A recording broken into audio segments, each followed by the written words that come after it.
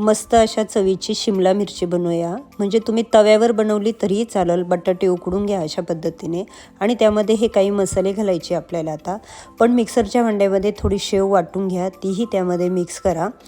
मग नंतरून लाल तिखट, हळद, थोडासा किचन किंग मसाला घाला, थोडी धना पावडर घाला, हिंग घाला आणि आठवणीने एक मॅगी मसाल्याचं थोडंसं अर्ध जरी सॅशे टाकलं तरीही बस होईल।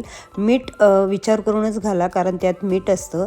अशा पद्धतीने मिक्स करून घ्या आणि तव्यावर थोडंसं लसूण कांदा परतून घ्या आणि त्यामध्ये ती भाजी 1 मिनिट थोडीशी वाफून घ्या, म्हणजे कच्चेपणा निघून जाईल। आणि नंतर शिमला मिरची गोल आकारात कापून ती व्यवस्थित भरून फक्त तव्यावर उलट पुलट भाजून घ्या। 1-2 मिनिटाच्या अंतरावर मस्त वाफून घ्या।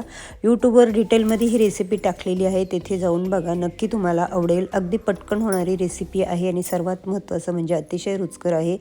डाळ भाताबरोबर तोंडी लावा अथवा डब्याला द्या अथवा चपातीबरोबर तशीच खा, नक्की आवडेल। फक्त एकदाच बनवून पहा।